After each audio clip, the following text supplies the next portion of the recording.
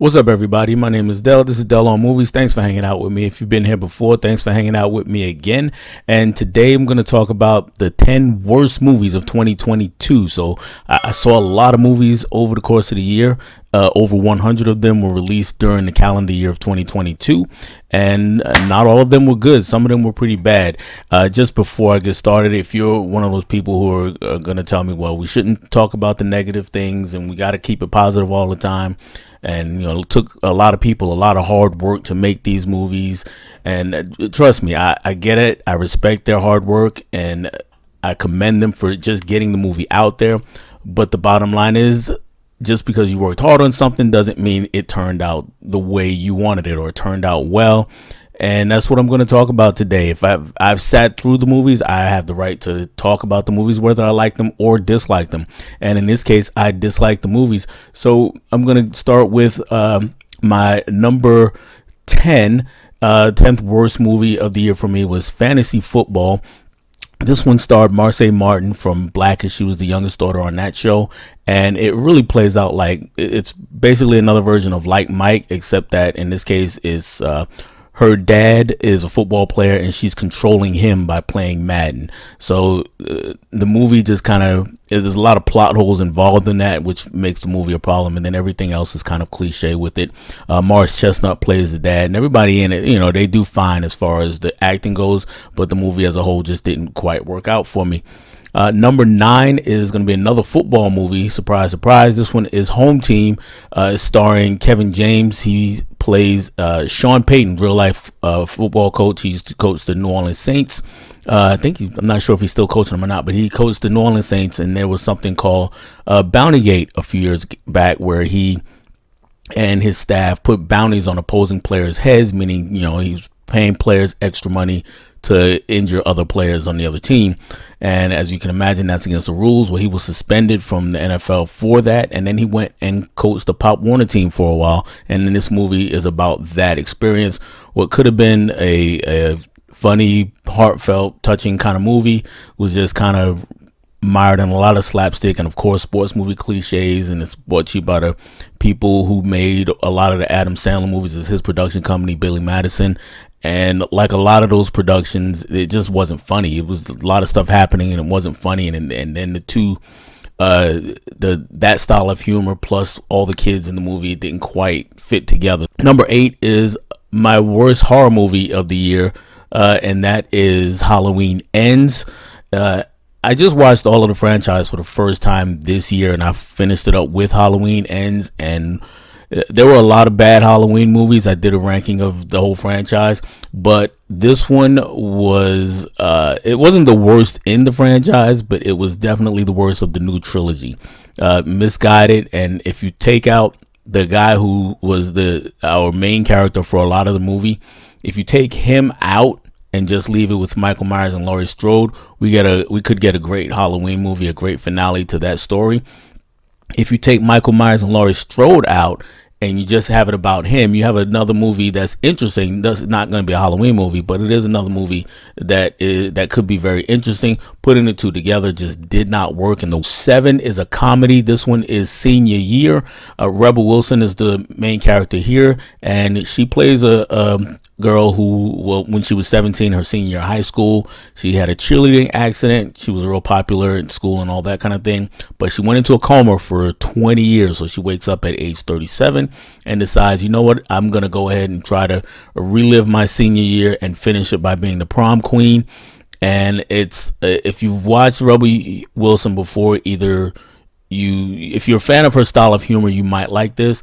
For her, she's kind of hit or miss. She was like really good in Pitch Perfect movies and a couple other things, but then in a lot of stuff like what was the Bachelorette Party or whatever she was not good in that. And the movie she did with Anne Hathaway wasn't good. Hustle, I think, was the name of that one. So here is a miss for me altogether. Nothing really funny happens in the movie. Moves us up to number 6, which is a movie called Beauty, and I don't think many people heard of or saw this movie. This one, it plays like a fan fiction version of Whitney Houston's life.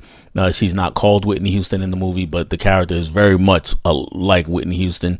And like I said, it feels like a fan in love with Whitney wrote it almost as if it was Robin Crawford. If you're familiar with her, she was Whitney Houston's best friend, and depending on who you talk to, she was also her lover.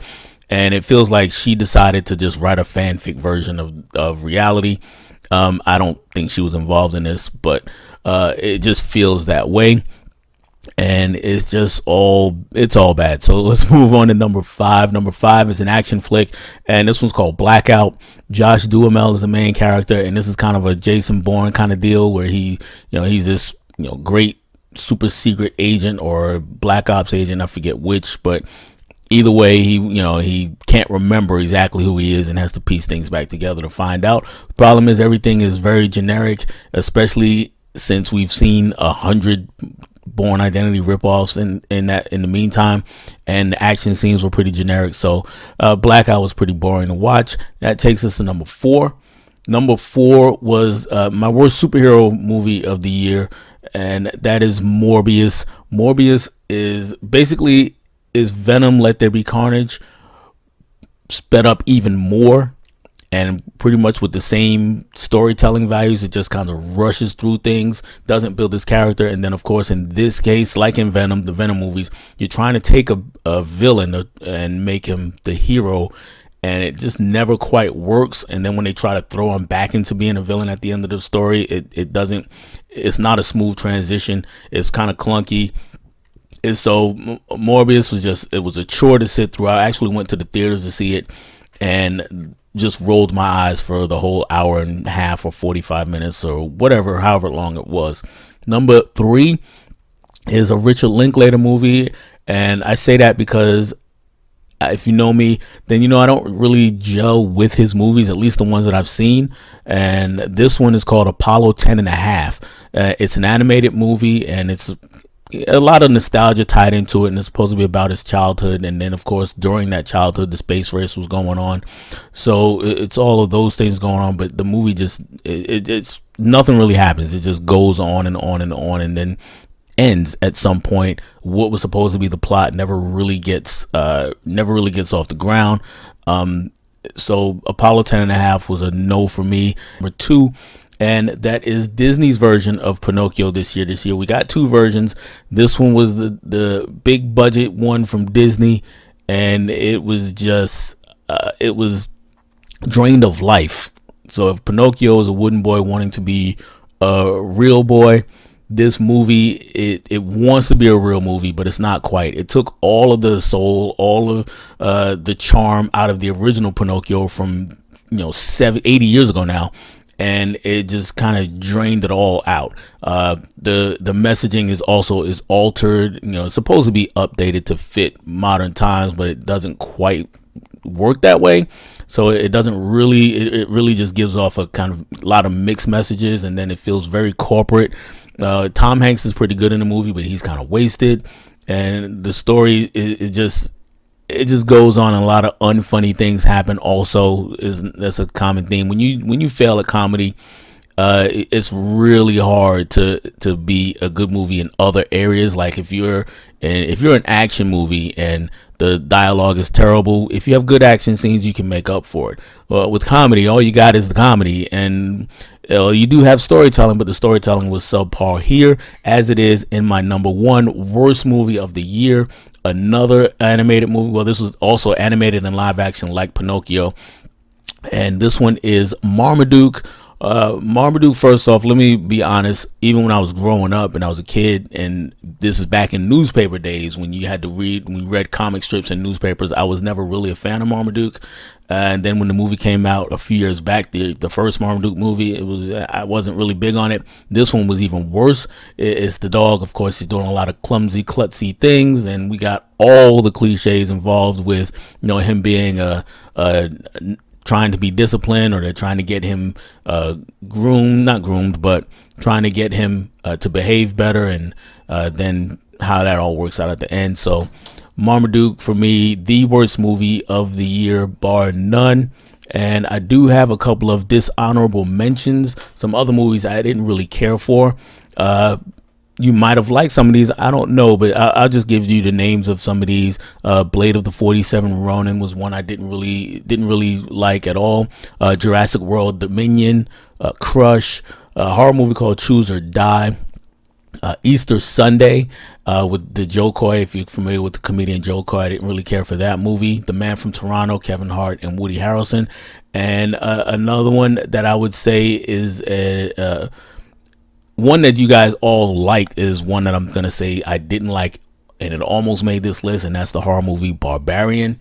I will talk a little bit about that one because I know that one's pretty beloved.